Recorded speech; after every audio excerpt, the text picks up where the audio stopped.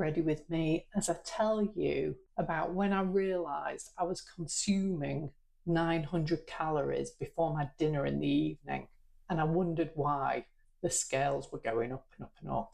It's only when I started tracking my food properly that I realised the alcoholic drink I was having in the evening before making dinner, that I'd been having probably every day since lockdown. 6 years later, that habit never stopped. And I'd drink maybe one big can of Australia. Maybe it'd go on to two, because once you start, you can't stop.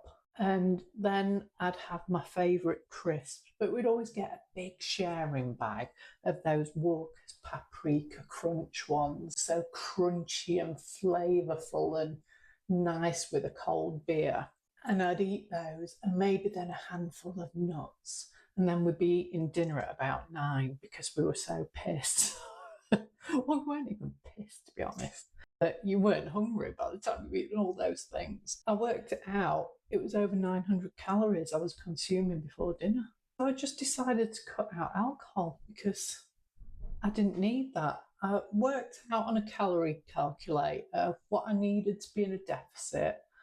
It wasn't much, but the protein I needed to be eating, there was no room for beer and crisps in that diet plan. And then there were the bad decisions. You know, back in your 20s, your bad decisions was snogging a rogue guy, wasn't it?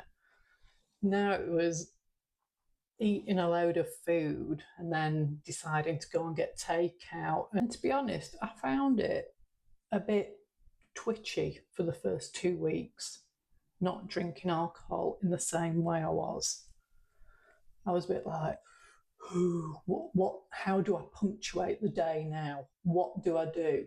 My new drink of choice, which is very exciting, is a little bit of cranberry juice topped up with sparkling water. It's negligible calories and maybe some lime in it.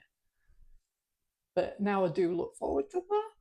And since I've stopped that little habit of drinking the snackies, the crispies, the nuts, and including other things as well, learning how to actually fuel my body properly at meals so I wasn't under eating at meals and then feeling starving when 5 o'clock came. But I've lost 10 pounds. I'm not saying I'm never going to drink again, but what I am saying is I'm not going to be drinking every day. So giving up alcohol, amongst other things,